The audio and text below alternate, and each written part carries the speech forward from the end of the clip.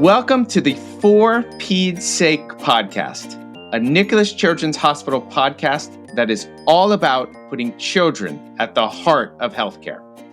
I'm your host, Dr. Chad Perlin, plastic surgeon here at Nicholas Children's, and I am so excited to welcome you to our very first episode. Today we have two very special guests to discuss childhood cancer. And we're joined by one of our patients, an incredible young advocate, Michael Cramer, along with his mom, Ashlee Cramer. These two have not only faced childhood cancer, but have dedicated themselves to raising awareness about pediatric cancer. Michael, Ashlee, thank you both for being here today. Thank you so much for having us today. Oh, it's great to have you. We are so honored, and we're on the very first For Pete's Sake. We're so honored. Thank you, Dr. Perlin. We could not think of better guests. We know you have an incredible story, and you've had an incredible journey here at Nicholas Children's. Tell us about it. Tell us about what you've been through and your experiences, and we'd love to hear about your work in advocacy, of course. Thank you. Yes, thank you. So, when I was diagnosed with cancer, I was 19 years old. I came to Nicholas Children's Hospital with my mom because a few months prior to this, I started to feel really tired. It was the COVID lockdown. It was around March of 2020 when I was starting to feel this exhaustion. And in June, actually, it was when we came to Nicholas. I did some blood work. I met with Dr. D'Angulo. He did some blood work and he asked us to actually spend the night in the hospital because my labs were kind of funky. And at the point, I still wasn't really thinking much. I wasn't thinking cancer at all because I was young. I was an athlete at the time. I was a student in college. And before all this, I was a windsurfer on the Olympic development team. So for me, this was just like, okay, I'm tired for a few months. I'm not doing the things I love because of COVID. And it just felt like I was maybe anemic is what we initially thought. And if I remember right, you thought maybe this was due to stress from COVID or COVID lockdown. Yeah, exactly. Of course. Yeah. He wasn't able, the beaches were closed. Mhm. So his joyful place was the ocean, surfing, windsurfing, and the beaches in Miami were closed. And there's actually a weekend that he and his brother drove up north because the beaches had opened up north. They went surfing for the weekend. He came back a little bit energized, and I was like, well, maybe he is better. But then a couple of weeks later, Yeah, I'm sure I had Michael's that same crash. And and then it was fevers and night sweats as well. so when we came to Nicholas, it happened so fast. The next day, I was actually diagnosed with cancer. I did the bone marrow biopsy the next day. And I remember the Dr. D'Angulo, he walked into the room after my bone marrow biopsy. I was waking up from the anesthesia, super groggy. And he comes in and tells me that I have cancer. But wait, I have to interrupt you because this is the thing about Dr. D'Angulo, and this has been our experience with Nicholas. I'm not plugging Nicholas, but oh my gosh. Our experience was he walked in the room, he had been so kind. And at that time, well, still in oncology, everyone is wearing masks. But you could see, like, when we were talking to him before, he had this like twinkle in his eyes. And when he walked in after the biopsy, you could just see his eyes that there was something. And he sat down, and the first thing he said was, what you have is treatable. And he ended up spending, I want to say, over an hour talking to us. He didn't even know Michael's exact diagnosis, but he got to know Michael. He found out that he was a surfer, that he loved the ocean. So he had talked about putting in a PICC line. He's like, no, I'm not going to put a PICC line. I'm going to put a port so that Michael can go on the ocean. He spent so much time making us. That's amazing. It was amazing. I was shocked because my husband went through cancer 4 years prior to this in an adult hospital, and we had such a different experience. And right away, I could tell that he was looking at Michael as a human being and as a whole person. I love hearing that because that's what a children's hospital is all about. Not just taking care of the disease, but taking care of the whole person, the whole child and their family. Michael or Ashlee, tell us the words that all parents and all of us certainly dread hearing, you have cancer. What was that like? And how did you cope with that when you first heard that? Maybe there's other families listening now going through the same thing, waiting for a diagnosis. How did you cope with that early on, either of you? It was extremely difficult. Those first few weeks before finding out my official diagnosis, it was a lot of sitting around, a lot of waiting, a lot of blood tests. We were still coming into the hospital. So it took 3 weeks to diagnose me with hepatosplenic T-cell lymphoma. And on July 14th, when I came in and I had that bone marrow biopsy, I spent a week in the hospital and we went home with no official diagnosis. But Dr. D, he started me on steroids right away because it was going to be a treatment no matter what. And like my mom and I say, I think he that saved his my life. And by starting him on something, just knowing that a blood cancer, it would be part of any protocol. So he started him on steroids. Yeah. And to all the people who are dealing with the stress of having a new diagnosis or upon waiting for your diagnosis, you're going to get that diagnosis and you just have to know that there is amazing doctors, especially if you're at Nicholas Children's Hospital. The team is very communicative, which is really helpful. So just stay on top of that, message your doctor, and it's going to be okay if you're with the right people because you're here at Nicholas. So yeah, I mean, that is one thing that we did spend a week in the hospital knowing that he had either leukemia or lymphoma, but immediately we had an entire, within the 24 hours of him being admitted to the hospital, we had social workers, we met the nurse practitioner, we had the nurse navigator, we had everyone. I had a stack of cards, but it wasn't even just like I had a stack of cards. It was like I had a stack of people, all these people that came in, that sat down, that talked to us. It was amazing. I couldn't believe the energy and how much love and support we had.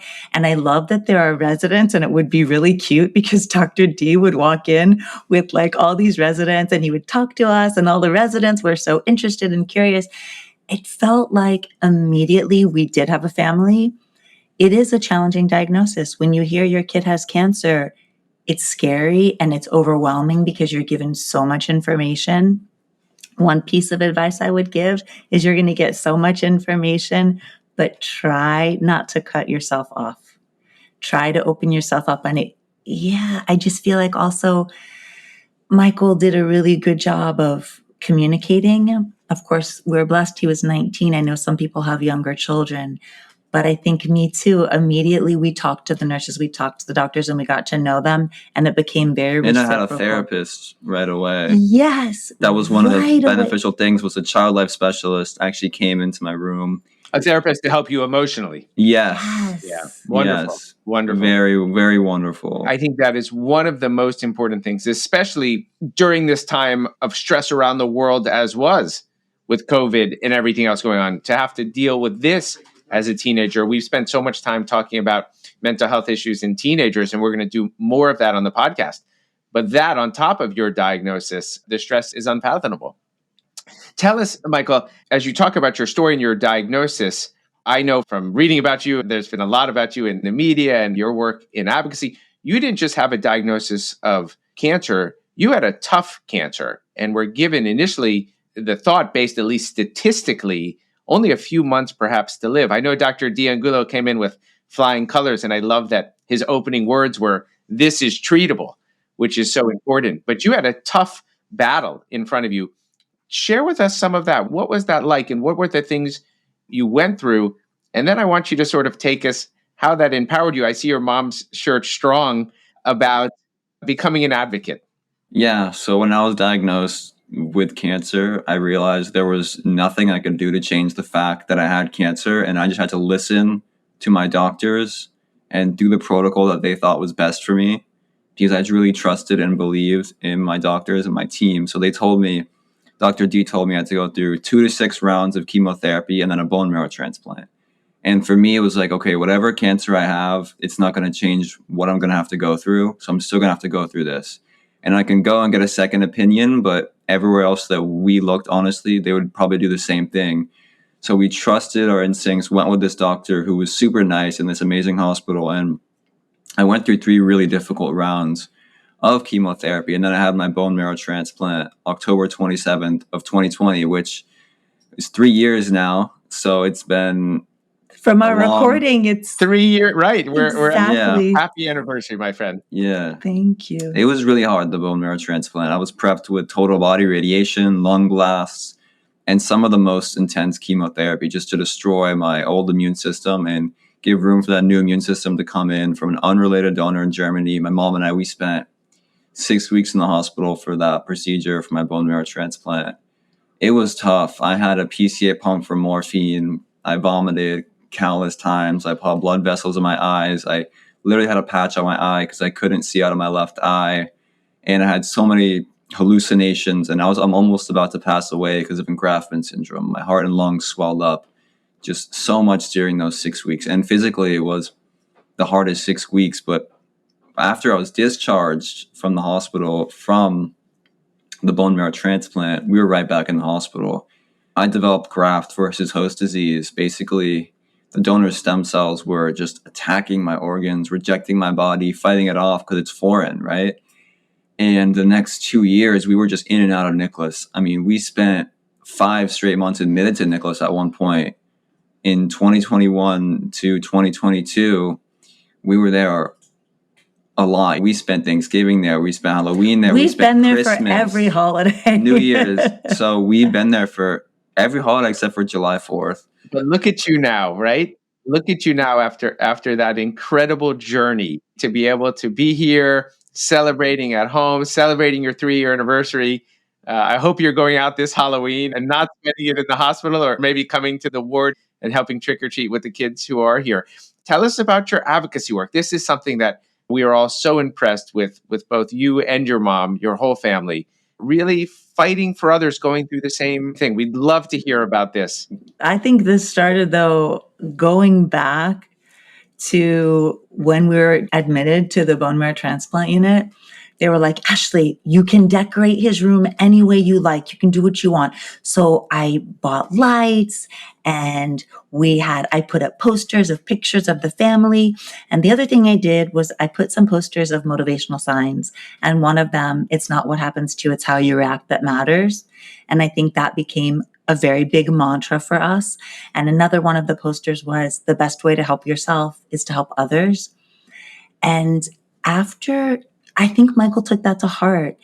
And for me, I was a teacher before, so I've always been in service.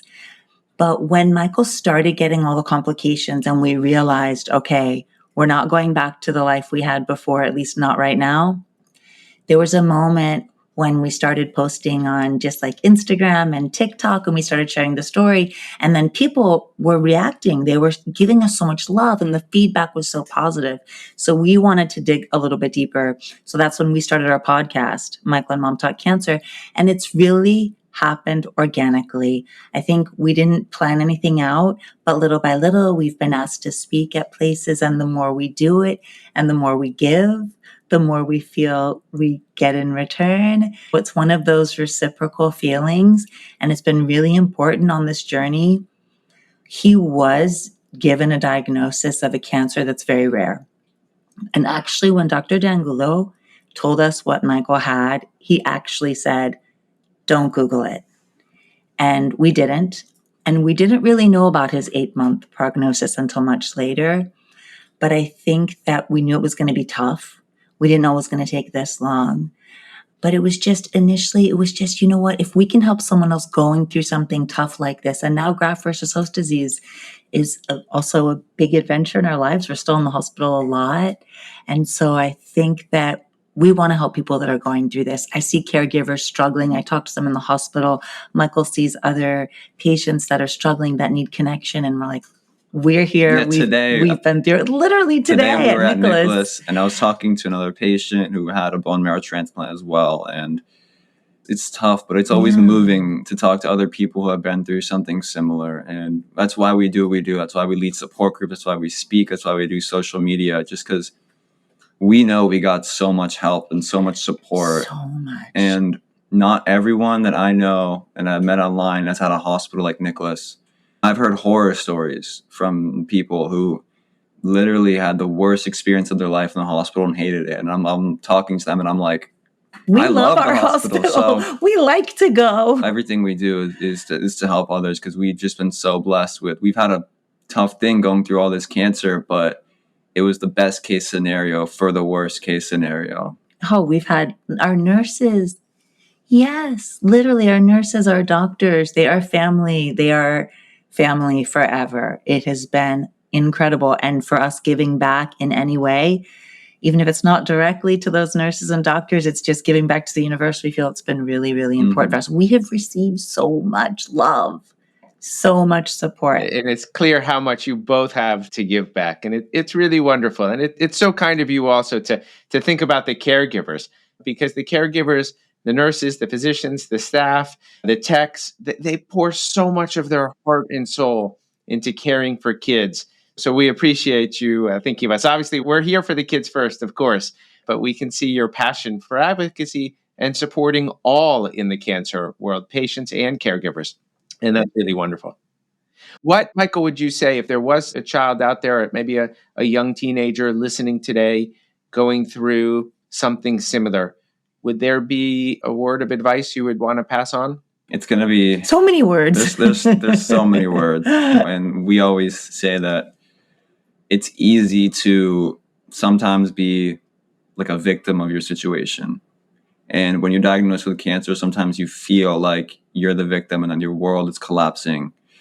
But my advice is just don't be a victim, adapt to your situation, and I promise you can overcome this. It's not going to be easy. And I'm just letting you know that now. It's going to be really difficult, but if you have the right support, the right mindset, and the right people around you, you can get through it. And Ashlee, what would you say to a family, a mom, a dad, who are in the same situation that you were 3 years ago? Yeah, I think that we have found, and this is going to sound a little corny, but love has really been incredible for us. Love and connection, and accepting that people do want to help you. So accepting some of that love and also giving it back, and knowing that you're never going to go back to who you were before. And that is part of the gift of this. I think that you become more when you go through something like this. You are deeper, you are wider, you are stronger than you think. And when you go through something like cancer, you come out on the other side like with so much more to offer to the world. So, and I think also I will say, take a shower. Take a shower. It feels good. And don't lose your connections. I mean, I said it before, but I think isolation in cancer is one of the hard parts. And a lot of people do isolate themselves, not only survivors, patients, but also caregivers do a lot of isolating. And I think reaching out is really important, connecting. If it's one person, if it's a community, if it's a support group, if it's a friend, whatever it is. Yeah. But reach out to us. Out. I mean, reach out to us. We are always there. Yeah. I lead a support group. We I'm both always do. open to answer anyone's message. So we're always here for anyone listening. I'm sitting listening to you both, not just as a physician, but as a parent. I have a teenage son and a middle schooler. And Ashlee, you must be so proud of Michael, not only for the courage and bravery that he went through physically and emotionally, but the young man he is today and the advocate he's become. And Michael, I really hope that you continue that passion and continue to serve others, whether it's those with cancers or struggling with any type of issue in life. You seem to have found the joy in helping others, and it's really wonderful. You must be so proud, Ashlee. I'm so proud. I feel like he's also a teacher for me. I think we teach each other. We teach each other a lot. We've been through a lot. I'm very blessed to have him. And he has 2 pretty cool siblings too. They were pretty amazing going through this because I am a single mom. I'm a widow. And his siblings were pretty incredible as well going through this. Still going through it, yeah. Well, it has been such an honor having you on the show today, on the podcast, and on our first podcast. I always tell my patients, I hope I only see you again in Publix, right? Publix, if you're listening, is our local shopping, our local food store, right? I know you still have some visits left to the hospital, but we all look forward to that day when we just get to say hi to you outside of this place, at least as a patient, but we're never going to let you go as the advocate and champion for children that you are. We do know that you have your own podcast, as you mentioned. We're going to put that in the show notes so that parents or kids going through this can find you, and we'll put your contact information as well. And it has really been wonderful having you. Before you go, any last word you want to pass on? Keep going. If not for yourself, do it for the ones around you, because you are loved. Yes, and you are definitely not alone. You have people you can reach out to. You can always find people to reach out to. You're not alone. And I'm also just I have to say this, that Nicholas Children's Hospital, this is not a plug for your podcast. We feel so blessed that we are part of your family. We would do anything for you. You have saved his life multiple times, hence saving this lady's life as well. So thank you so much. We are honored to be on your first podcast. Yes. We feel so honored. Thank you. There's no better guest we would want to have. As we go through the podcast, we're going to start to do a lot of practical tips for families, information for daily use. But we really wanted to have a very special guest on for this first podcast. So people listening could feel the love, feel the special relationship that we have at Nicholas Children's with our patients. And we all said for sure there is nobody we'd rather have than the Cramer. So Thank you. Thank you again. We hope to see you soon outside of the hospital. And good luck to you both. Thank you so much, Dr. Perlman. Thank you. This concludes this special episode of the For Peds Sake podcast. We hope you've been inspired by Michael's story as much as we have. If you'd like to support patients like Michael, Nicholas Children's Hospital has a donation page set up to help support pediatric cancer research and world-class care, and we'll show this link in the notes if you'd like to donate. Together, let's make a difference in the lives of children and families affected by pediatric cancer. Make sure to stay tuned for our next episode, and in the meantime, be sure to follow us all on social media channels. You can find Nicholas Children's Hospital on Instagram, Facebook, TikTok, and YouTube. See you next time.